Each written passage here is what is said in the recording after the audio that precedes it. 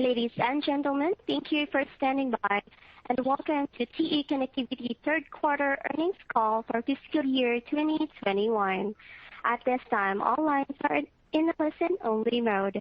Later, we will conduct a question-and-answer session, and to ask a question during the session, you will need to press star one on your telephone. As a reminder, today's call is being recorded. I would now like to turn the conference over to our host, Vice President of Investor Relations, Mr. Sujal Shah. Sir, please go ahead. Good morning, and thank you for joining our conference call to discuss TE Connectivity's third quarter results. With me today are Chief Executive Officer Terrence Curtin and Chief Financial Officer Heath Mitts.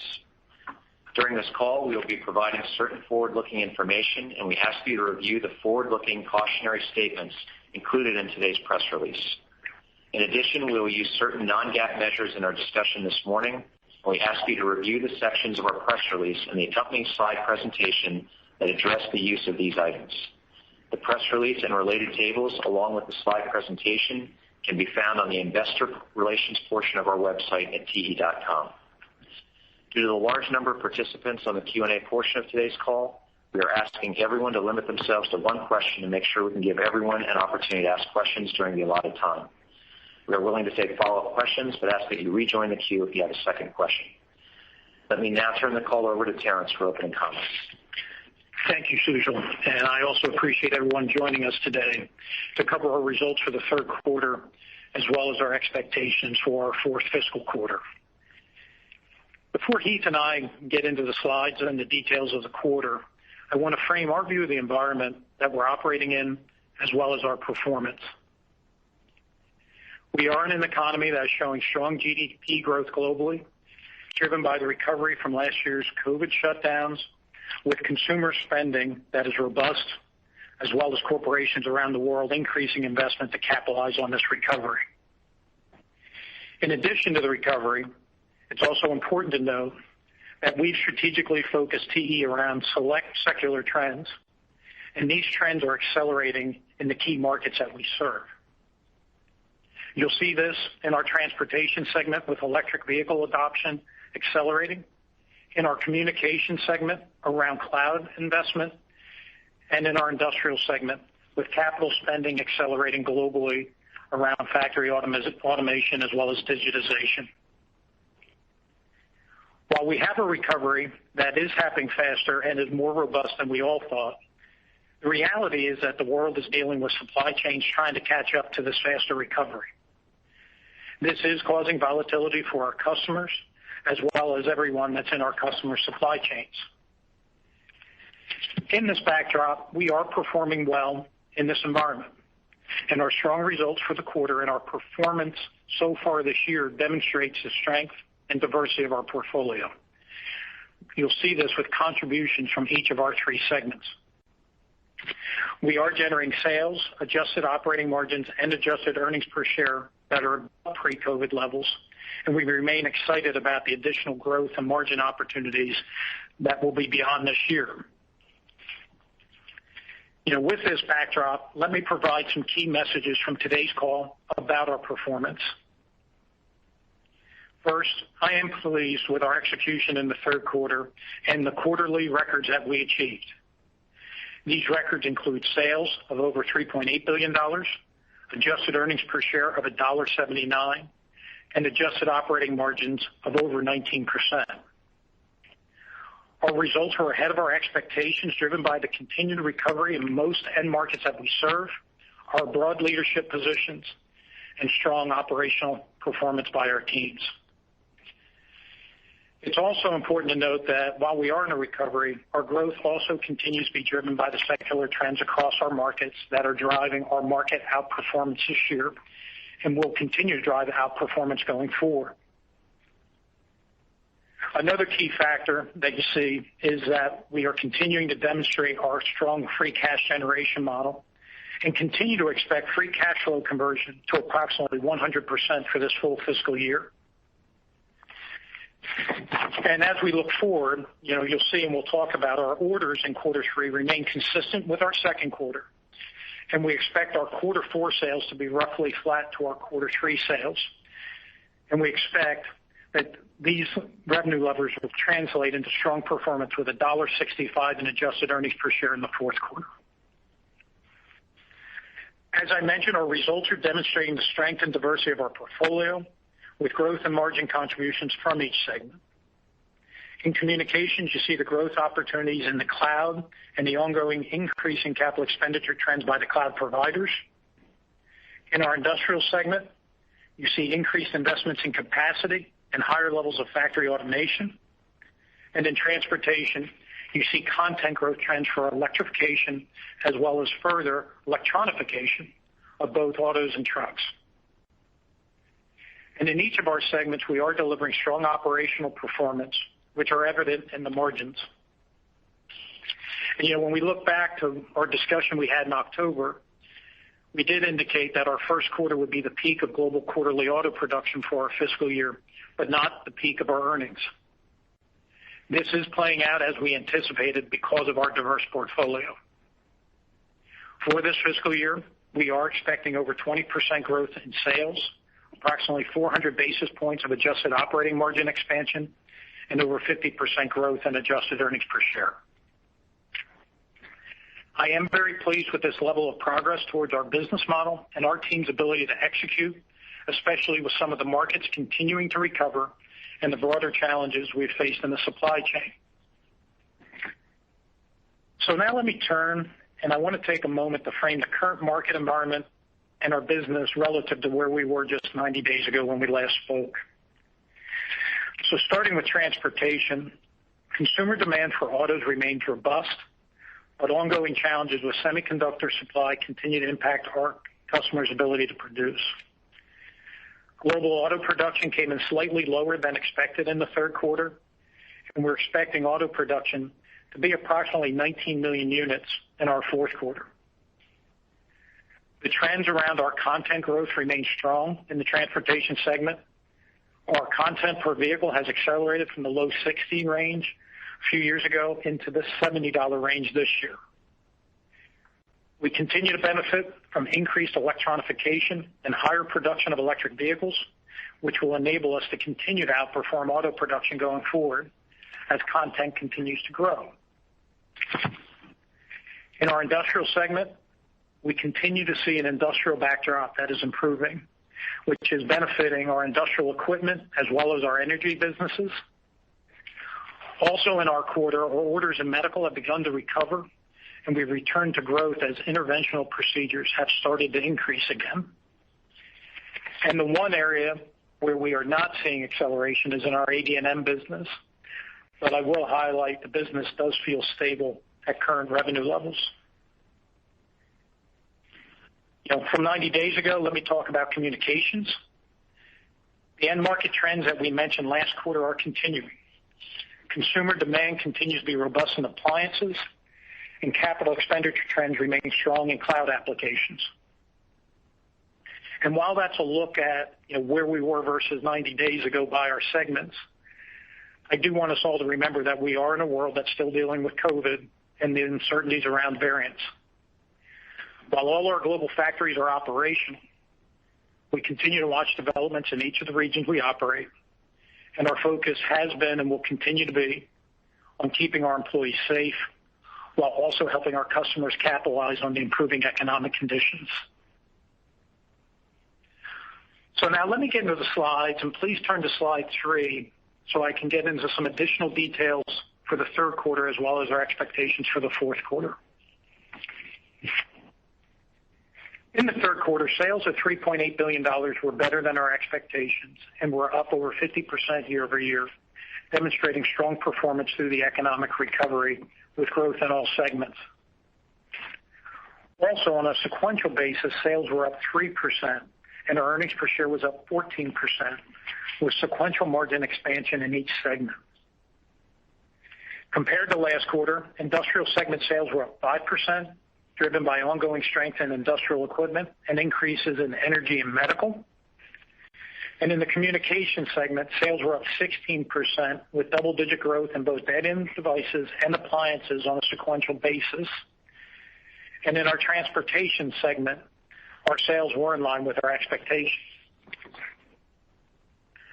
When you look at orders in the quarter, they remain strong at $4.5 billion, consistent with the levels we had in the second quarter, and this reflects market improvement along with ongoing inventory replenishment by our customers. If you think about the balance sheet, we continue to maintain the capital strategy between making sure we're returning capital to shareholders as well as M&A. Earlier this month, we entered into an agreement to acquire ERNI, a European connector manufacturer that has a complementary product line in serving the industrial market.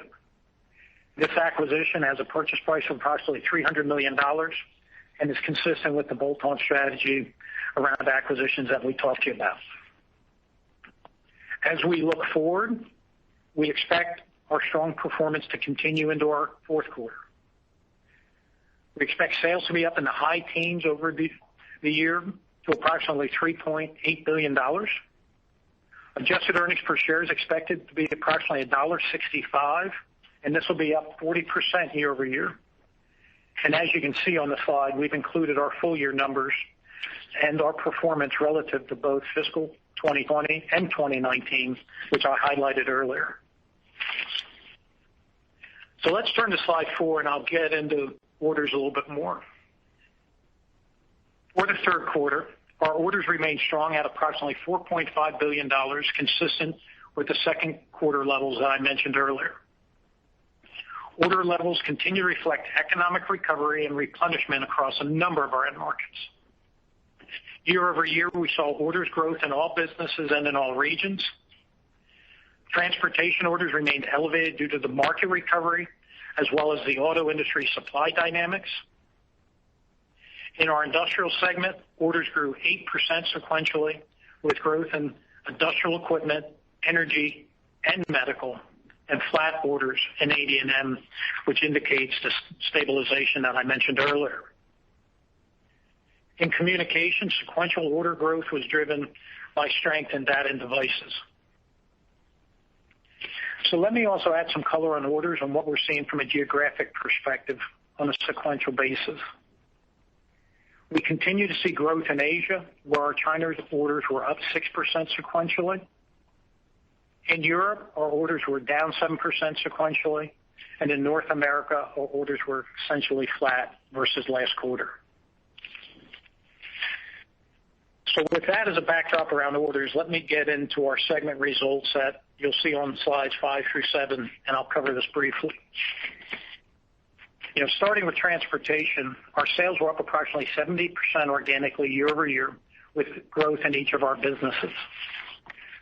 Our auto business grew 90% organically, and we're benefiting from the market recovery and are demonstrating continued content outperformance due to our leading global position. We continue to benefit from increased production of electric vehicles as TE's technology and products are enabling high voltage architectures and applications with every leading OEM on the planet. In commercial transportation, we saw 56% organic growth driven by the market recovery, ongoing emission trends, as well as content outperformance. We are continuing to benefit from stricter emission standards around the world and increased operator adoption of Euro 6, which reinforces our solid position in China. The other key point is that we continue to gain momentum with wins on electric powertrain platforms and trucks, which, while this doesn't give revenue or orders today, it will provide future content growth for our leading position in commercial transportation. In sensors, we saw 20% organic growth driven primarily by auto applications, and we also saw growth in the commercial transportation and industrial applications as well. For the segment, adjusted operating margins expanded sequentially to 19.4% on essentially flat sales. So let me turn to the industrial segment. And in this segment, sales increased 13% organically year over year. In our industrial equipment business, sales were up 36% organically with growth in all regions and benefiting from the momentum in factory automation applications, where we continue to benefit from accelerating capital expenditures in areas like semiconductor and automotive manufacturing. Our AD&M business sales declined 7% organically, driven by the continued weakness in the commercial aerospace market. In our energy business, we saw 9% organic growth driven by increases in renewables, especially global solar applications. And lastly, in our medical business, as I mentioned earlier, it returned to growth in the quarter and was up 10% organically year over year, with a recovery in interventional procedures around the world. From a margin perspective, adjusted operating margins for the segment expanded year over year by nearly 300 basis points to 15.8%, despite the volume declines in our AD&M business. And this was driven by solid operational performance by the teams. Let me turn to the communications segment. And, our team continues to demonstrate strong operational execution while capitalizing on the growth trends in the markets that we serve. Sales grew 31% in the segment organically year over year, with robust growth in both data and devices and appliances. In data and devices, we grew 16% organically year over year due to the solid position we built in high-speed solutions for cloud applications. We continue to see capital expenditures increasing by our customers, and our content growth is enabling us to grow cloud-related sales at double the market rate this year. In appliances, sales grew 57% organically versus the prior year, with growth in all regions driven by market improvement, our leading global market position, and ongoing share gains. I do want to say that, our communications team continues to deliver outstanding performance to complement the higher sales levels that they're executing to. And you see this with our adjusted operating margin in the segment of 23.5%, which is up 760 basis points versus the prior year. Overall, across our segments, our teams are capitalizing on growth trends in their end markets, demonstrating the diversity of our portfolio while delivering strong operational execution. And with that, let me turn it over to Heath, who'll get into more details on the financials and our expectations going forward. Thank you, Terrence, and good morning, everyone. Please turn to slide 8, where I will provide more details on the Q3 financials. Adjusted operating income was $734 million, up significantly year over year, with an adjusted operating margin of 19.1%. GAAP operating income was $714 million and included $11 million of restructuring and other charges and $9 million of acquisition-related charges. We still expect total restructuring charges to approximate $200 million for fiscal 21 as we continue to optimize our manufacturing footprint and improve the cost structure of the organization. Adjusted EPS was $1.79 and GAAP EPS was $1.74 for the quarter, which included restructuring, acquisition, and other charges of approximately 5 cents. The adjusted effective tax rate in Q3 came in as we expected at approximately 18%, with our fourth quarter tax rate expected to be around 20%. We continue to expect our adjusted effective tax rate for the full year to be around 19%. Importantly, we expect our cash tax rate to stay well below our reported ETR for the full year. Now, if you turn to slide 9, our results and progress you see on the slide reflects the strength and diversity of our portfolio and business model execution. As Terrence mentioned, we delivered record performance in Q3 on sales, adjusted operating margins, and adjusted EPS. We are not only showing progress versus the prior year, but we are also delivering higher sales margins and adjusted EPS versus fiscal 19, which represents a pre-COVID baseline. Sales of $3.8 billion were up over 50% versus the prior year and up 3% sequentially, with solid performance in each of our segments. Currency exchange rates positively impacted sales by $138 million versus the prior year. Adjusted EPS of $1.79 was up significantly year over year and up 14% sequentially, reflecting our strong operational performance. Adjusted operating margins were 19.1%, also up significantly versus the prior year. Year to date, our adjusted operating margins are running at around 18%, and our fourth quarter is expected to be a continuation of this strong performance. Turning to cash flow, in the quarter, Cash from operating activities was $682 million. We had very strong free cash flow for the quarter of $539 million, and year-to-date free cash flow is approximately $1.5 billion.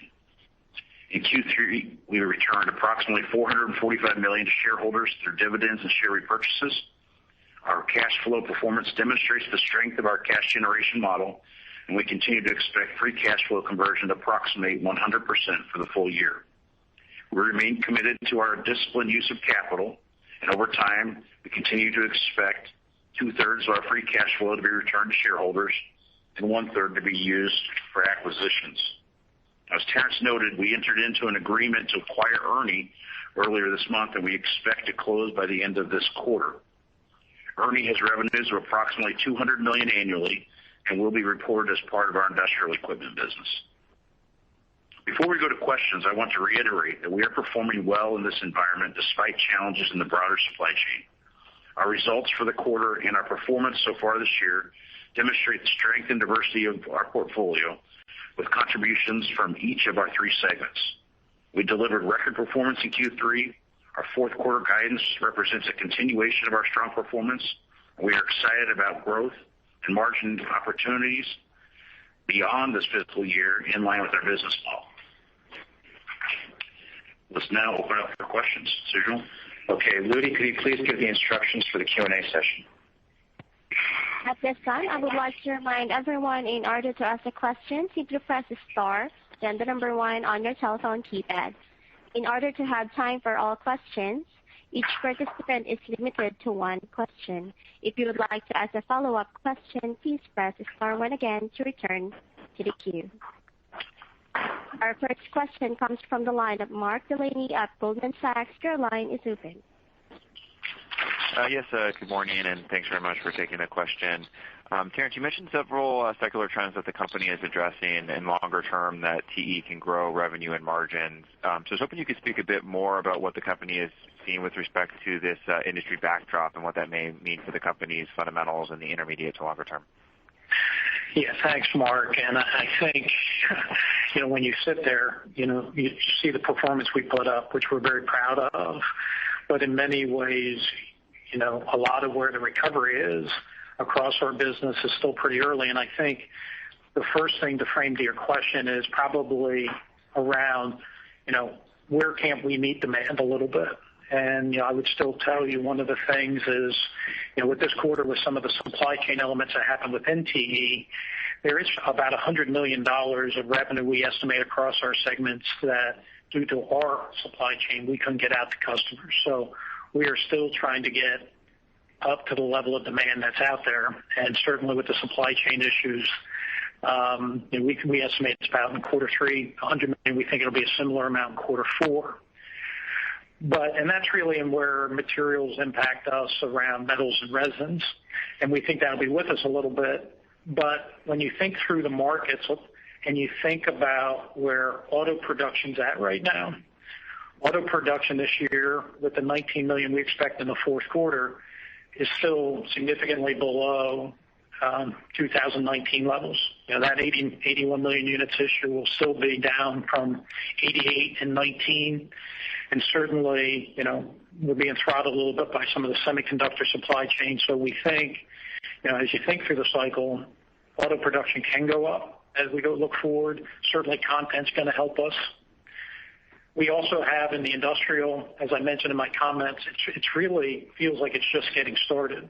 Our medical business is picking up. Our energy business that was pretty resilient continues to be strong, and you're seeing what was started a couple quarters ago around industrial equipment. We continue to see that picking up as you have CapEx. And then in communications, cloud CapEx is up 20% this year. It's expected to be up 10% next year. So we still see they're big drivers for us that'll help us. And, on the margin side, we still have margin improvement that we need to deliver in 2 or 3 segments, and they're our largest segments. So certainly we're working through the supply chain elements that I think everybody in the plant's working through. And, we still see margin improvement back up to where we told you all our business model going forward. So the cycle is a recovery. And one of the things we feel very good about is the consumer showing up. whether it be to buy cars, whether it be to buy appliances, and companies now are showing up. So, it'll probably be lumpy, but I would tell you it feels very good from the drivers that we position TE around. Okay, thank you, Mark. Can we have the next question, please? Our next question comes from the line of David Kelley of Jefferies. Your line is open. Hi, good morning, Terrence and Heath. Thanks for taking my question. Wanted to focus maybe on the fourth quarter earnings guidance. Implies, based on our math, sequentially lower margins relative to the third quarter. It feels like we're seeing rising input costs, some ongoing supply chain disruptions, but also improved pricing and clearly volume recovery. So, with that in mind, could you talk about some of the dynamics at play here in context of how you're thinking about the fourth quarter margin trajectory? Sure, David. This is Heath. I'll take the question. Listen, first of all, I think what we effectively, and I commented in my prepared statement was, we're running at around 18% year to date in terms of margins, and we see that more or less continuing as we work our way into the fourth quarter.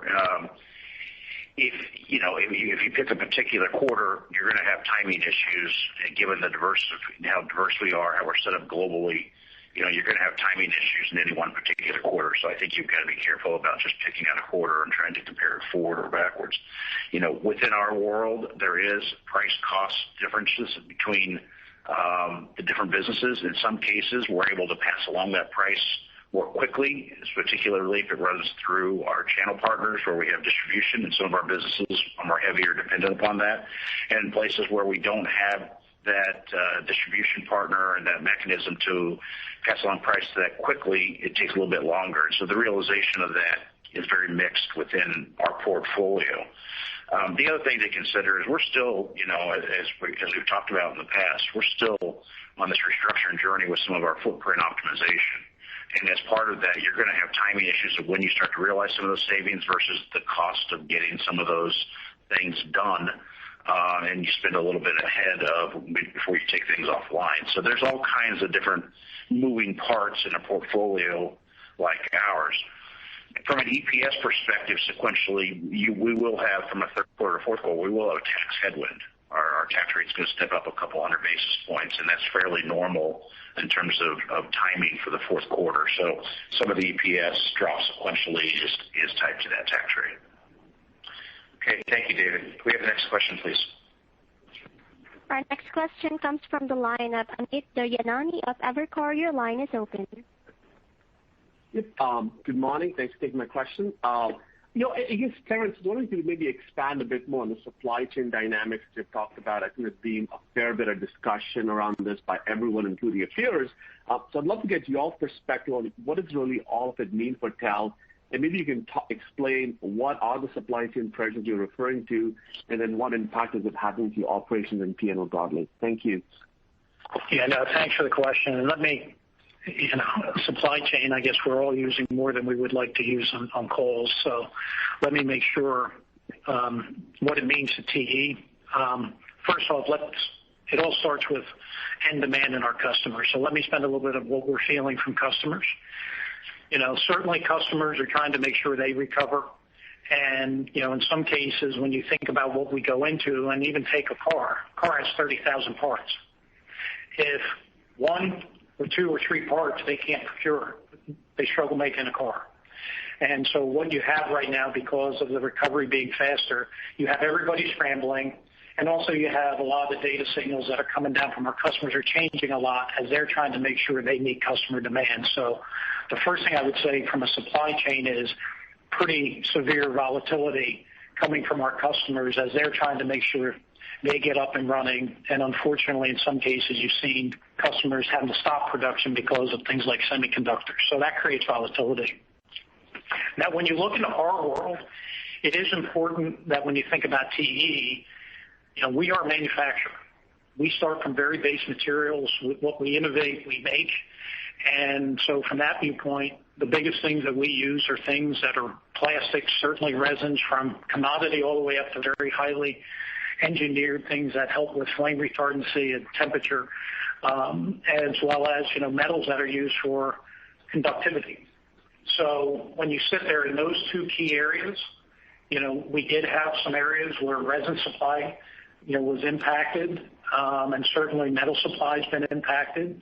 And what that has created for us is not only that supply impacted, we've had to do some things that aren't as natural for TE, which is we might have supply due to our global supply chain in certain parts of the world, and we may be shipping things around the world. So not only the availability, it's also created some of those pressures, as you said it in your question, that we're managing, because guess what? We're trying to really make sure we help our customers. And the reality of it is, this is going to be with us. We've been dealing with it in the recovery. I wouldn't say it's getting better, but I would say, we're going to continue to be dealing with it through our fiscal year and into early next year as we're trying to pick up to a world that's recovering. And, this type of recovery, whether you see it in our orders or in the supply chain, means there's a fast recovery that's happening out there as people are trying to catch up to it. So hopefully that gives some flavor. And I think our teams have actually been managing it through the volume, the price, and the productivity, as you see in our results. Okay, thank you, Amit. Can we have the next question, please? Our next question comes from the line of Joseph Spak of RBC. Your line is open. Thanks. Good morning. Terrence, you talked about some of the BEV wins and how that doesn't really impact the numbers today, but it helps for future growth. I was wondering if you could help dimensionalize that for us at all, like maybe quantify the bookings in this quarter or the lifetime backlog, and how fast are some of those factors growing? Like how should we think about that? So number one is from a momentum perspective, the momentum that we've talked about has not changed. And, there's really two factors. We benefit from our global position. We also benefit from, the technology that we bring as you move to high voltage architecture, whether that be in connecting, it being to sensors that are resolvers and current sensors when you get into the electric motors. And when you look at it to conceptualize a little bit, I'll go back to what I talked a little bit about last call or the call before, which is what it's mean to our content. A few years back, we were in the low 60s per foreign content. We're in the 70s now. And when you think about that $10 increase in content, approximately half of that is due to high voltage. So that's about $5 of content at the total TE level across all production that has translated into revenue. And, that's a key driver as we say our content can grow up above 80. So realize there's only 9 million electric vehicles made this year. What's great is that adoption continues to accelerate. It didn't stop during COVID. And certainly as that accelerates, that's going to continue to drive content outperformance for us. And it actually just continues to accelerate all around the world. And it's nice to see the traction in places even like the United States, which has always been a slower adopter of the technology, actually pick up, as well as the models that are coming out from all our global customers are showing how this trend is picking up. Okay, thank you, Joe. Can we have the next question, please? Our next question comes from the line of Scott Davis at Melius Research. Your line is open. Good morning, guys. Hey, Scott. Nice to see you surviving this mess that's out there and thriving. But I was kind of just wanted to follow up on that last question a little bit in the context of the Chevy Bolt recall and perhaps the architecture that is being utilized there on the high voltage side. Are there learnings from that recall and that perhaps increases your content growth going forward and having more backup and safety systems around heat and particularly around high voltage? Is there anything to be gleaned there or nothing new? Scott, great question, and good to hear from you. I think the thing that you look at, I wouldn't say when you think about does that learning out of that recall provide extra content, I wouldn't say it does, but I think it shows how fast the technology is moving, as well as when you look at the architecture evolution, the pace of which it's coming at.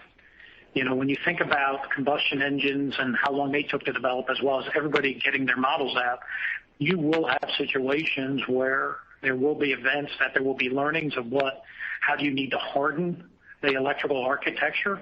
I don't think that will create incremental content opportunity, but what I would tell you for TE is when those issues occur, we're the type of company that they look to because we're working on up to 1,000 volts.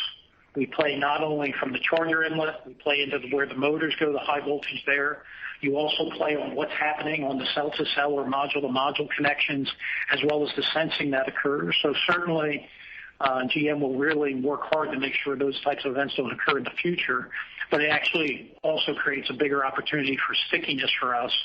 And certainly on the new truck platforms at GM, we have very strong content that's in line with that 2X content we've talked to you about. Okay, thank you, Scott. Can we have the next question, please? Next question comes from the line of Chris Snyder of UBS. Your line is open.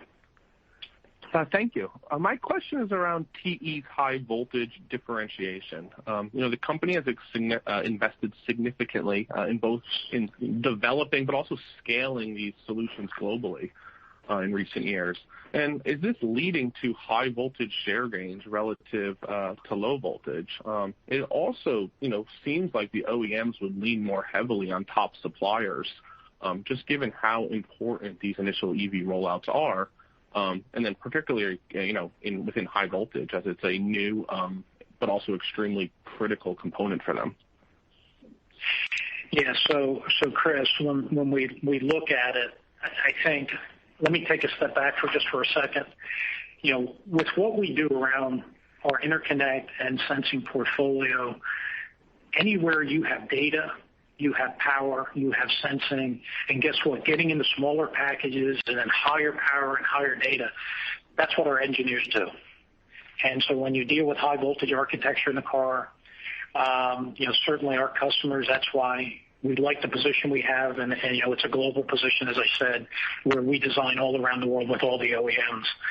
So when you think about it, it is one point I want to highlight is the low voltage architecture carries over for us because you're not putting in your low voltage applications onto the battery and the motors.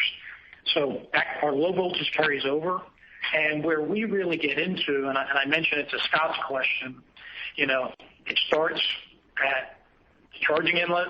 It goes into how does you get the connections and the sensing occur around the high voltage connection that you need around the motors. It gets into the battery solutions. It gets into the contactors that we provide to switch the power over as you go from DC to AC and back, as well as the position and the current sensors. So it's completely across. And I think the other thing that's unique for us versus some others that might be a tier one, we're a tier two, our customers really like that we're agnostic. We are there to solve their challenges that they're trying to get to. How are they trying to solve fast charging? What type of cells are they using in their battery pack? And that agnostic element is what they really like about our global position as they come into, and we focus on the connection systems. We don't get complicated about harnesses and other things. That's what the tier ones do. But it's really about the connection technology that we invest in as they think about the platforms and how they have to evolve these platforms. And that's where you get the content increase that we mentioned and we shared examples, but it gives us a real content opportunity to double our content in electric vehicles. And like I said earlier, the content growth you're seeing in TE, about half of it over the past couple of years is due to high voltage wins. Okay, thank you, Chris. Can we have the next question, please?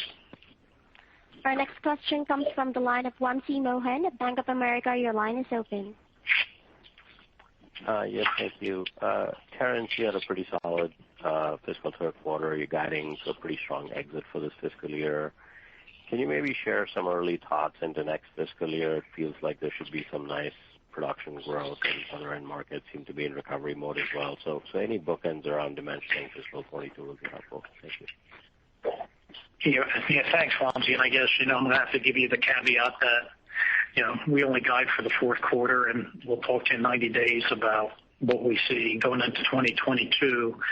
But I just do want to reflect on what we say our business model is, maybe quick before I talk to markets. It is about the content we've talked about, even to your questions. It is about where our underlying production, go in the different various markets that we serve. And it is about also continuing to capitalize on some of the execution things that he talked about on restructuring. We're still not at the entitled margin in 2 of our 3 segments, and it's how do we use that capital to return it to you. So I do think it's important, that's the way we think about TE, and it's, important that we keep in front of us. And some of this I talked about, in transportation, we do still see, runway around production. Semiconductors have been a little bit of a governor this year. That probably will get fixed. I think people say in 2022 at some point, but also that the consumer demand and inventory being depleted on car lots really are something that you could see auto production going up. Certainly our content will continue. In industrial, manufacturing CapEx is accelerating. I mentioned we're seeing it in semiconductor. We're benefiting from that. We're seeing it in the automation. We're benefiting from that. And what we're seeing in medical as well as energy looks like very nice legs to it. The one spot that, we don't sort of see any signs of acceleration is around aerospace and defense. And that's just something, there's good consumer trends. We aren't seeing it yet in that supply chain. And then in communications, I would just say cloud we expect to be strong. When it comes to appliances, the consumer's showing up strong. That probably will normalize at some point. I don't know if that'll be in 22 or later, but certainly we're benefiting from a very strong appliance cycle here around the consumer. So really like how the end markets could be teeing up for 22, and we'll share more with you in 90 days. Okay, thank you, Wamsi. We have the next question, please. Next question coming from the line of Joe Giordano of Cowen. Your line is open. Hey, guys. Good morning. Hey, Joe. Hey, just curious on, in auto on the customer inventory side of component parts, a lot of different commentary coming out so far in earnings season from what different companies are seeing. Just curious what you do internally to kind of make sure you're understanding whether what percentage of orders that you're getting are for actual production of parts right now and how much is for your own customers building some stock. So what's the internal procedure for kind of fleshing that out? Well, a couple of things that we do. So, it's not unreasonable to assume that people will be trying to hold a little bit more buffer stock right now. But as I said, we're not even able to meet current full demand. And I said that was about $100 million. We do actually make sure, as we check with our customers, actually in some cases we visit their warehouses to make sure we don't see hoarding occurring. And we also talk to our OEM customers because let's realize in some cases we ship into tier ones. And, there's lots of discussions between the OEM, the tier ones to make sure flow continues to happen. So, I'm sure in some parts there may be some people trying to build up a little bit extra buffer stock, especially in the supply chain environment. I would tell you we're still trying to get to make sure we keep demand flowing to keep production going with the OEM lines. Okay, thank you, Joe. Can we have the next question, please? Our next question coming from the line of Christopher Glynn of Oppenheimer. Your line is open. Yeah, thanks. Also wanted to double down a little bit on the relationship between orders and consumption. And, as pertains to revenue, I'm wondering if there's any mismatch relative to the actual production now with the transportation segment specifically that we might qualify our view of production advancement next year. And then as far as orders go, would we anticipate a quarter or two where maybe you have the reciprocal of what we're seeing now and kind of mismatched the other way with the continued outsized book-to-bills in the trailing periods? All right, you asked about 3 questions there. So, no. Let me start at the total company level first. And, we've had $4.5 billion of orders last quarter and this quarter. And if you take this quarter, we billed 3.8. I think when you look at that gap is certainly larger than normal. There is about $100 million of that gap that is real demand that due to our supply chain, we could not fulfill. When you look at that remaining gap, I sort of think about it in a couple of buckets, and certainly we look at it a lot. We study it by our different end markets. There's probably about half of that element which relates to our distribution partners.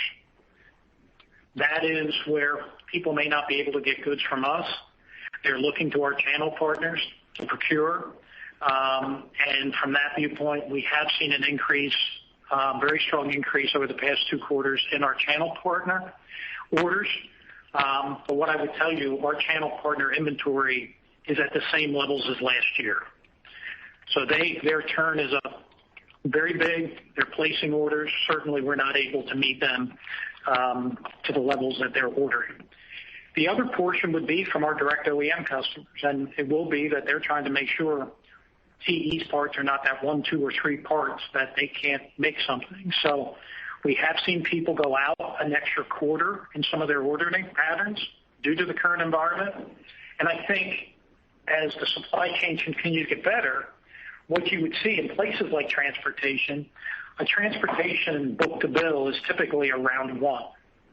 It's not typically 1.1, 1.2.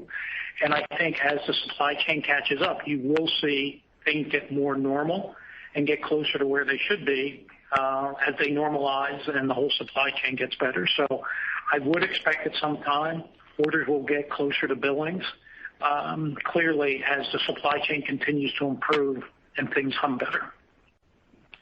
Okay, thank you, Chris. Can we have the next question, please? Our next question coming from the line of Samik Chatterjee of JP Morgan. Your line is open.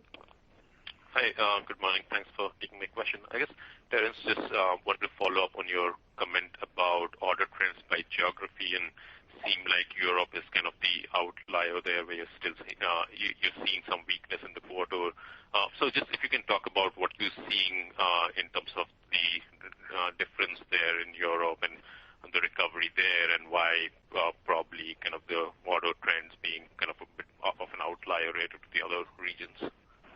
No, honestly, when you look at that, I know it's down by about 7% sequentially. I would say when you look at that, that's more around some of the normal summer shutdowns in transportation. Then I would say it's a big deceleration. I would say we continue to see orders, even as we're into July, stay at elevated levels because the conditions we're in aren't changing. And I wouldn't say it's one barometer, negative or positive. It's just a little bit slower, and certainly we would normally see that as some of our customers do summer shutdowns in Europe in the automotive space, and they are still doing those. Okay, thank you, Samik. Can we have the next question, please? Next question from William Stein of Truist. Your line is open. Great. Thanks for taking my question. Terrence, you mentioned earlier this fact of manufacturing where, car has 30,000 parts or whatever it is, and you need all of them to make the car, not just a subset. Even if you're missing a couple, you have a problem. Certainly true in almost all products. In autos, though, I'm sure you'd acknowledge that there are cases where these companies can decide, well, there's a feature or two that we can isolate and perhaps decontent it and get a car shipped. We're picking this trend up pretty clearly from multiple sources that we're seeing decontenting going on in order to get around the shortages. I'm wondering if TE is seeing this, if so, to what degree, and in particular, does it take away from your growth in sort of the next couple quarters in any way, where perhaps a more content-rich car would have provided a better opportunity, but what the company's shipping is something, of a smaller content opportunity, or vice versa? Yeah, hey, Will, great question. Number one, let's face it, the auto manufacturers are, being creative because there's consumer demand. And let's face it, they want to get the vehicles out. And if there's a feature where they can't get a component, they certainly are, taking some of those features out near term.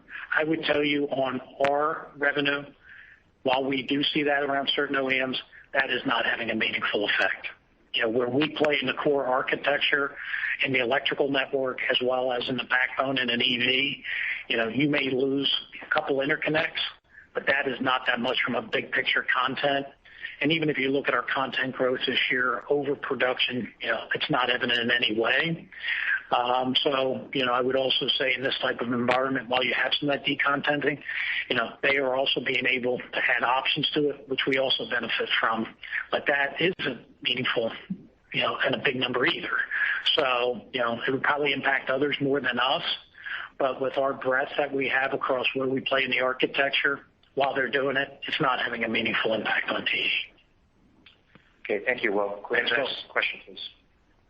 Our next question from Matt Sheerin of Stifel. Your line is open. Yes, good morning. Terrence, I wanted to just ask about the strength that you're seeing in the communications segment and specifically the cloud business and the margins there. It looked like record margins. So the question is, how sustainable is that? And then within the cloud demand side, how diversified are you? I know obviously there's just a handful of really big hyperscale players, but in terms of the diversification and the lumpiness of that business, if you could provide more color. Sure, Matt, and thanks. So a couple of things. Let me talk about the cloud element, and then I'll talk about segment margin. On the cloud element, what's really been nice is, and those of you that follow us, we very much, our D&D business, years ago, we basically made a strategic decision to get out of consumer so we could focus on just high speed. And, I remember when we had less than $100 million with our cloud customers, it's well over $300 million today. And our market share at one point in time was with one of the cloud providers. Our market share is pretty even across all the cloud providers, and not only the U.S. cloud provider, but also globally.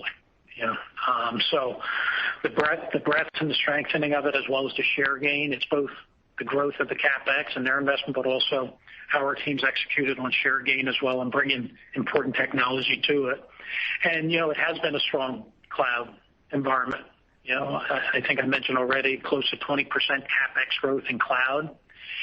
What's nice is next year we still see double digit again.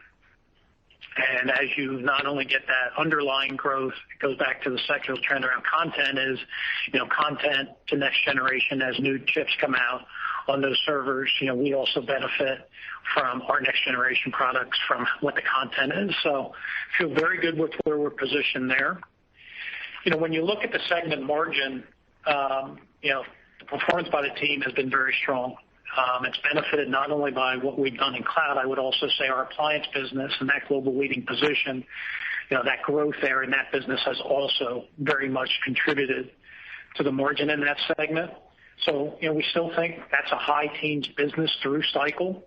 With having both segments being very strong, it's benefiting the margin there.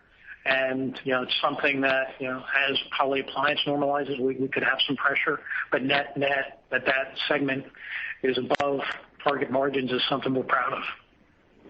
Okay, thank you, Matt. Can we have the next question, please? Next question from Steven Fox. Your line is open. Hi, good morning, everyone. Terrence and Heath, I was just curious if you could talk about when you start considering some of these supply chain pressures and inflation pressures to be sort of a new normal, and how you might change managing your supply chain, how you might change hedging, how your customers might change. And within that context, can you just sort of give us a baseline for what you're doing on hedging inflation right now? Thanks. Sure, Steve. This is Heath. I'll take that. Our biggest input pressures that we have when we talk about, things that are impacting our P&L would be around resins and being around certain of the specialty metals, right, that we use in our products. In many cases, for the metals, we do have a hedging program that generally hedges out about 18 months of our anticipated usage or purchase and then subsequent usage.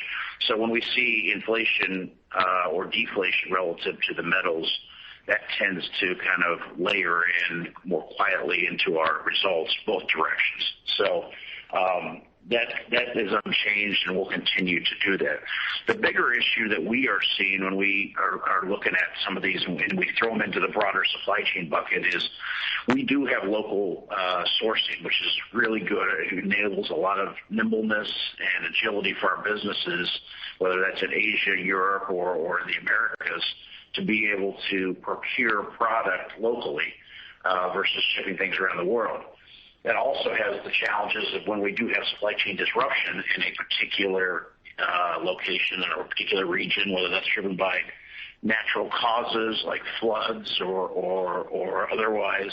The situation down in Texas earlier this year, where a lot of the chemical companies came offline and put a lot of pressure through the resins and so forth in the Americas.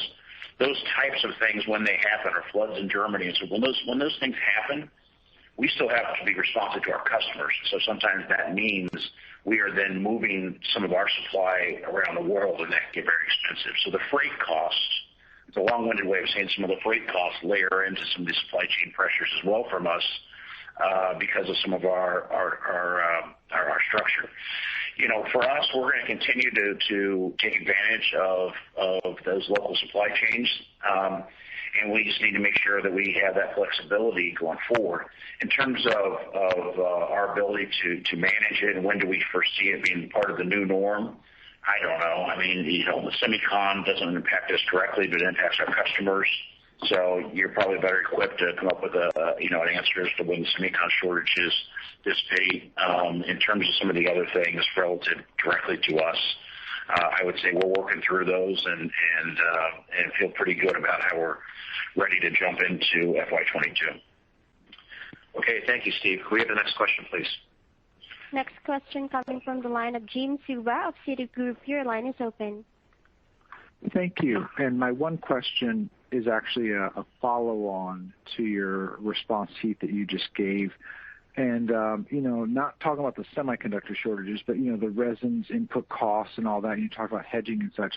I'm wondering shipping costs have been around for a while now, an extended amount of time all through COVID, and these additional raw material costs. I'm wondering, is it come time to start repricing some of your contracts with customers or put in indexing for raw materials?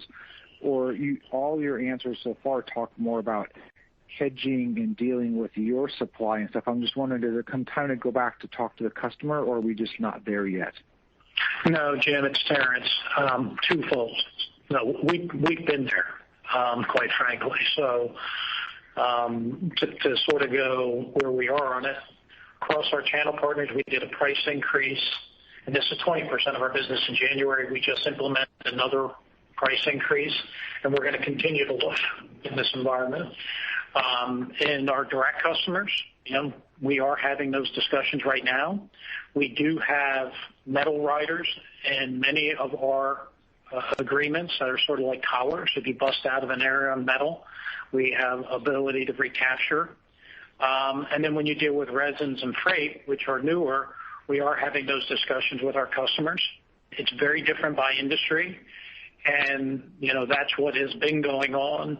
And, that they will layer in at different times, but I feel we are having those discussions real time. Okay, thank you, Jim. We have the next question, please. Next question coming from the line of Luke Junk of Baird. Your line is open. Yeah, thank you. Probably a question for Heath this morning. I was hoping you could walk us through the sequential margin walk in industrial margins, given the step up that we saw versus first half levels, and also looking forward here, maybe just in the fourth quarter, if you could give us any help on what the, what that margin outlook might look like in industrial specifically. Sure. Well, I think first of all, thanks for the question. We've been pretty public with the journey that we're on within the industrial segment margins, right? And we started this in the low teens and with the multi-year trajectory through a lot of rooftop consolidations of getting this business into the high teens. We're in that journey. We made a lot of improvement here in the quarter. Certainly a couple of the things that industrial benefits from. One, the restructuring activity that has been underway and continues. That comes in chunks at times as operations get taken offline, and so you might have some costs in one quarter before something comes offline, and that tends to create quarter-to-quarter lumpiness. But when you smooth it out over a year or longer, you can kind of see the result. The other thing is, and Terrence just hit on this, the industrial segment does benefit from the opportunity on the price side because more of the industrial business goes through distribution. And so, fairly large chunks of our industrial segment did have the opportunity to not only do price increases back at the beginning of the calendar year, but in July implemented additional price increases. And that does have more of a near-term benefit for the segment versus some of the other segments where it's more of a direct OEM relationship and it takes a little bit longer to work that way through. So those are a couple of the pieces as we look forward into the fourth quarter. Listen, timing on things, you're always going to have that with a business as big and complex as we are, and our industrial segment being a $4 billion segment has a lot of moving pieces, but I feel very good about the trajectory as we move from the first half to second half or third quarter to fourth quarter. But I think even more importantly, as we work our way into 2022 and beyond, there is still margin upside for this segment, and the team is hyper-focused on that. So more to come. Thanks for the question. Thank you, Luke. Can we have the next question, please? Next question from Nick Todorov of Longbow Research. Your line is open. Yeah, thanks. Good morning. I think the near-term dynamics on supply chain are well publicized, but my question is, Terrence, do you see any impact on the longer-term dynamics like design by your customers, specifically in automotive? Do you see any changes in the way they operate or think about design in the current environment? And if you do, what impact that could have from these changes on your business? Thanks. Twofold. From a design perspective, when I think about the velocity and even coming through COVID, the velocity did not change during COVID. So if anything, especially in transportation, specifically around EVs, you see the launches that are happening, you see the innovation that's happening real time.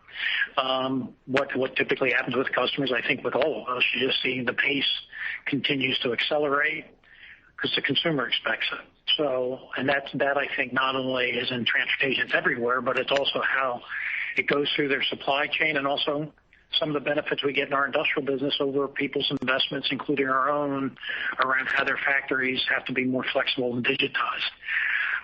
When it comes to the question about supply chain design, clearly customers will reflect going through this period of, what needs to be different, and the more JIT you are, they'll probably pick some spots of what do they have to do differently.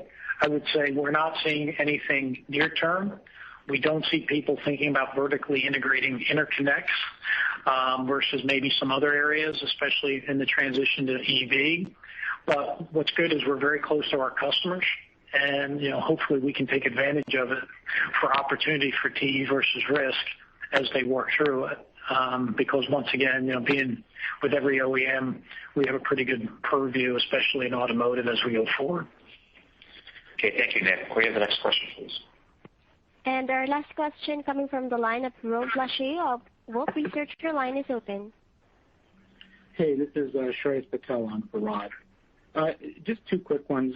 One, could you help quantify the supply chain impact that you saw in the quarter? I believe last quarter you mentioned it was a $50 million headwind.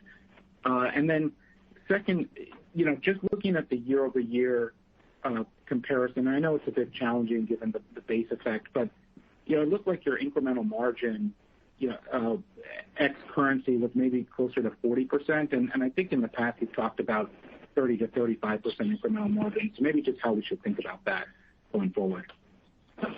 Sure. This is Heath. I'll take the question. I think, in the quarter, and Terrence mentioned this earlier, we quantify the supply chain impact to us and define more or less as our availability to, or in some cases, inability to get the input materials that we need. But that impact to us was about $100 million. And I would say that probably 2/3 of that would have been in transportation. So our inability to ship was about $100 million that I would quantify on the top line for the supply chain impact. And obviously, the teams are scrambling day by day to recover that and keep customers happy. In terms of the flow-through, listen, the year-over-year flow-through, we're proud of it. We're proud of it when we look at it, and not just in the third quarter and anticipated flow through the fourth quarter, but also on a year-to-date and full-year basis, and we are proud of it. I think, I would caution you, our compares last year were so far off relative to the severe downtick, and that had a disproportionate, impact to our margins as well last year. So, when we look at that, on the downtick versus the recovery a year later, you're going to see some in a given quarter, you're going to see some outsized numbers. I would not want to guide you to reset your expectation that 40% is the new norm for our flow through. We are still confident in that 30 to 35% number, which we took up earlier, this year, due to some of the restructuring activities that have been underway. And I think it normalizes into that range. But you're going to have quarter noise from time to time, particularly in a year-over-year basis that we had in the third quarter. Okay, thanks for the question, Shreyas. And I want to thank everybody for joining us this morning. If you have more questions, please contact Investor Relations at TE. Thank you and have a good morning. Thank you, ladies and gentlemen. Your conference will be made available for replay beginning at 11:30 a.m. Eastern Time today, July 28, 2021, on the Investor Relations portion of TE Connectivity's website. That concludes your conference for today. You may now disconnect.